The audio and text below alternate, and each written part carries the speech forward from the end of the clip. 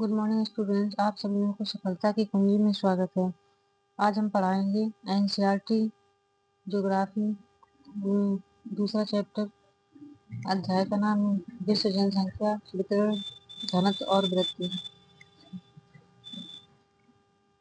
किसी देश के निवासी उसके वास्तविक धन होते हैं। यही लोग वास्तविक संसाधन हैं जो देश के उन संसाधनों का उपयोग करते हैं और उसकी नीतियां निर्धारित करते हैं तथा एक देश की पहचान उसके लोगों से ही होती है। यह जानना अत्यंत आवश्यक है कि किसी देश में कितनी स्त्रियां और पुरुष हैं, प्रतिवर्ष कितने बच्चे जन्म लेते हैं, कितने लोगों की मृत्यु होती है और कैसे, क्या वे नगरों में रहते हैं या गाँव में, क्या वे पढ़ और लिख सकती हैं, तब वे क्या काम करती हैं। यही वे तथ्य हैं जिनके बारे में हम इस इकाई में अध्ययन करेंगे। जॉर्ज बी क्रेसी की एक टिप्पणी है, उन्होंने कहा है कि एशिया में बहुत अधिक स्थानों पर कम लोग हैं और कम स्थानों पर बहुत अधिक लोग रहते हैं। यही विश्व की जनसंख्या वितरण के प्रारूप के संबंध में यही एक सत्य है।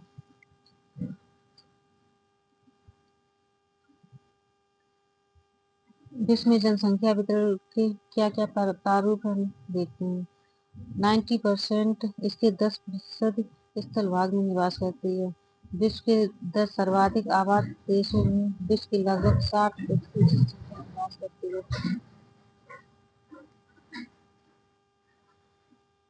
अब आते हैं जनसंख्या का घनत्व।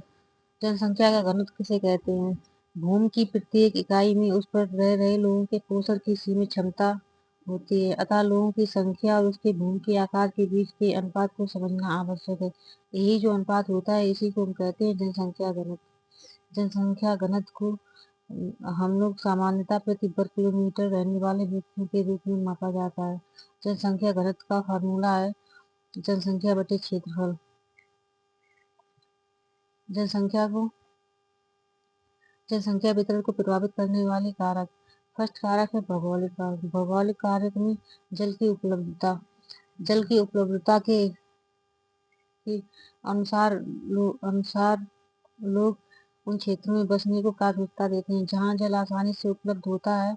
जल का उपयोग पीने, नहाने, भोजन बनाने के साथ साथ पशुओं, फसलों, उद्योगों और नौ संचालन में किया जाता है। यही कारण है जहाँ नदी, घाटियाँ उसके सबसे सघन बसे हुए क्षेत्र हैं। दूसरा है भू आकृति। भू आकृति भी डिपेंड करती है जनसंख्या का वितरण वहाँ पर कैसा होगा। अगर भू आकृति समतल मैदानों और वन ढालों पर बसने को वरीयता देते हैं लोग। इसका कारण है कि ऐसे क्षेत्र फसलों के उत्पादन, सड़क निर्माण और उद्योग के लिए अनुकूल होते हैं। पर्वतीय और पहाड़ी क्षेत्र परिवहन तंत्र के विकास में अवरोधक है, इसलिए प्रारंभ में कृषिगत और औद्योगिक विकास के लिए अनुकूल नहीं होते, अतः इन क्षेत्रों में कम जनसंख्या पाई जाती है। दूसरा कारक है जलवायु। अति उष्ण व ठंडे मौसमों की विषम जलवायु मानव बसाव के लिए असुविधाजनक होती है। सुविधाजनक जलवायु वाले क्षेत्रों जिनमें अधिक मौसमी जनसंख्या पाई जाती है। भूमध्यसागरीय प्रदेश सुखद जलवायु के कारण इतिहास के आरंभिक कालों में बसे हुए हैं। चौथा है मृदाएं।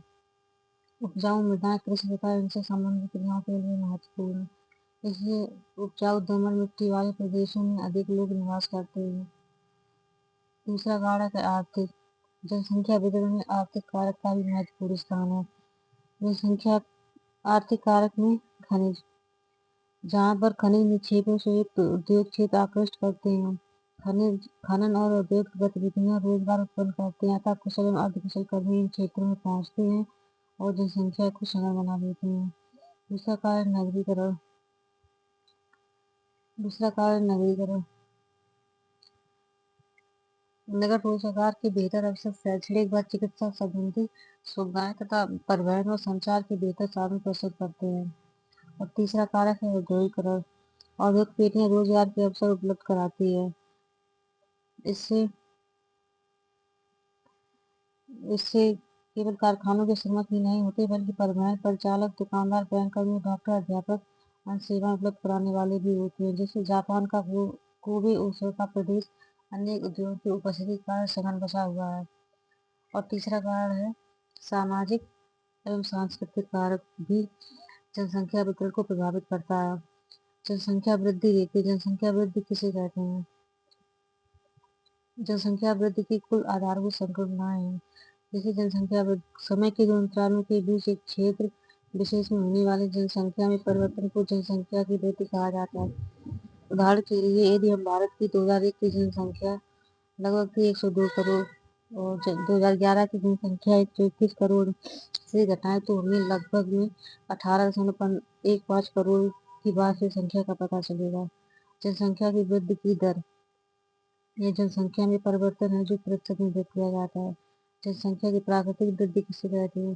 किसी क्षेत्र विशेष में दो समय अंतरालों में जन्म और मृत्यु के अंतर से बढ़ने वाली जनसंख्या को उस क्षेत्र की प्राकृतिक वृद्धि कहते हैं।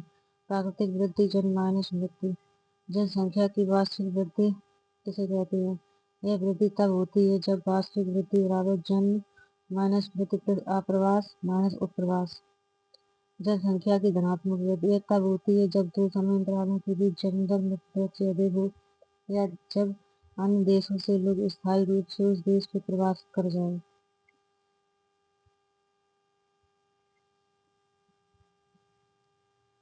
जनसंख्या की ऋणात्मक वृद्धि यदि दो समय अंतरालों के बीच जनसंख्या कम हो जाए तो उसे जनसंख्या की ऋणात्मक वृद्धि कहते हैं। यह तब होती है जब जन्म दर मृत्यु दर से कम हो जाए अथवा लोग अन्य देशों में प्रवास कर जाए। जनसंख्या परिवर्तन के घटक कौन कौन से हैं? जनसंख्या परिवर्तन के तीन घटक हैं: जन्म, मृत्यु, प्रवास। अशोधित जन्म दर किसे कहते हैं? किसी वर्ष विशेष में जीवित जन बटे उस क्षेत्र के मध्य वर्ष या मानव संख्या इंटू 1,000। मृत्यु दर जनसंख्या परिवर्तन में सक्रिय भूमिका निभाती है। जनसंख्या वृद्धि केवल बढ़ती हुई जन्म दर से ही नहीं होती है अपितु घटती हुई मृत्यु दर से भी होती है। अब आते हैं प्रवास किसे कहते हैं?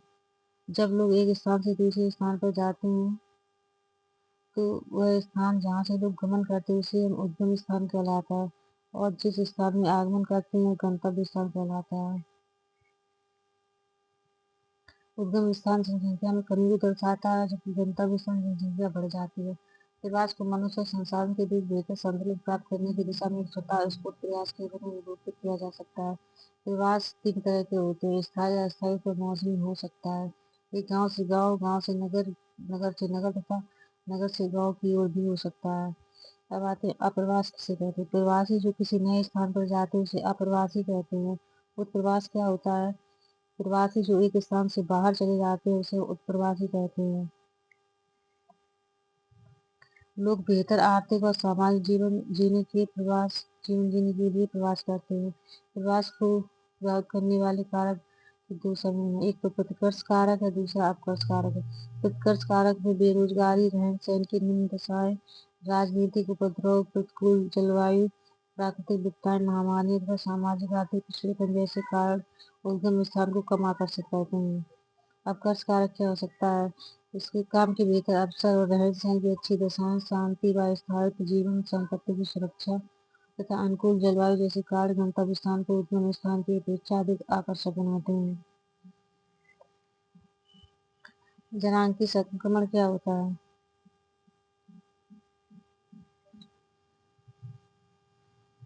जनांकी संक्रमण का मतलब होता है किसी प्रदेश की जनसंख्या उच्च जन्म दर और उच्च मृत्यु दर से निम्न जन्म व निम्न मृत्यु में परिवर्तित हो जाती है। ये परिवर्तन अवस्थाओं में होते हैं जिन्हें सामूहिक रूप से जनांकी चक्र के रूप में जाना जाता है। जैसे ग्रामीण खेतिहर, नगरीय औद्योगिक में चेंज हुआ हमारा जनांकी संक्रमण। अब देखते हैं इस मॉडल को। जनांकी संक्रमण सिद्धांत के तीन अवस्थाओं वाले मॉडल की व्याख्या क्या करता है? पहली अवस्था वाले जहाँ पर उच्च जन्म दर है और उच्च मृत्यु दर है। ये ऐसे देश हैं जैसे बांग्लादेश, वर्षा वनों के आदिवासी। सेकेंड स्टेज पे जन्म दर उच्च होती है और मृत्यु दर भी उच्च होती है, जैसे Peru, Sri Lanka, Kenya. Third stage में निम्न उतार चढ़ाव होता है, जैसे जापान, कनाडा, संयुक्त राज्य अमेरिका। इस अवस्था में जन्म दर और मृत्यु दर स्थिर हो जाती है। उत्तम अवस्था में उच्च प्रजननशीलता और उच्च मृत्यता होती है, क्योंकि लोग महामारी और भोजन की अनिश्चित आपूर्ति होने वाली नीतियों की क्षतिपूर्ति अधिक पुनरुत्पादन से करते हैं। जनसंख्या वृद्धि धीमी होती है और अधिकांश लोग खेती में कार्यरत होते हैं, जहाँ बड़े परिवारों की परिसंपत्ति माना जाता है। जीवन प्रत्याशा निम्न होती है, अधिकांश लोग अशिक्षित होते हैं और उनके प्रौद्योगिकी स्तर निम्न होते हैं। 200 वर्ष पूर्व विश्व के सभी देश इसी अवस्था में थे। अब आते हैं सेकेंड स्टेज। सेकेंड स्टेज के प्रारंभ में प्रजननशीलता ऊंची बनी रहती है, किंतु वह समय के साथ घटती जाती है। यह अवस्था घटी हुई मृत्यु दर के साथ आती है। स्वास्थ्य संबंधित दिशाओं स्वास्थ्य में सुधार के पश्चात मृत्यता में कमी आती है। इस अंतर के कारण जनसंख्या में होने वाले सुदूर उच्च होता है। अब देखते हैं अंतिम अवस्था। प्रजननशीलता और मृत्यता दोनों अधिक घट जाती है। जनसंख्या या तो स्थिर हो जाती है या मंद गति से बढ़ती है। जनसंख्या नगरीय और शिक्षित हो जाती है, उसके पास तकनीकी ज्ञान होता है, इसलिए जनसंख्या विचार करो परिवार के आघात को नियंत्रित करती है। अब देखते हैं जनसंख्या नियंत्रण के क्या क्या उपाय हो सकते हैं। परिवार नियोजन सुविधाएं जनसंख्या वृद्धि को सीमित करने, महिलाओं के स्वास्थ्य को बेहतर करने में मुख्य भूमिका निभाती है। प्रचार गर्भ निरोधक की सुगम उपलब्धता बड़े परिवारों के लिए करने उत्साहक उपाय कुछ ऐसे प्रावधान हैं जो जनसंख्या नियंत्रण में सहायक हो सकते हैं। थॉमस माल्थस ने अपनी जनसंख्या सिद्धांत में कहा है कि लोगों की संख्या खाद्य आपूर्ति की अपेक्षा अधिक तेजी से बढ़ेगी। जनसंख्या में वृद्धि का परिणाम अकाल बीमारी का एक द्वारा इसमें अचानक गिरावट के रूप में सामने आएगा।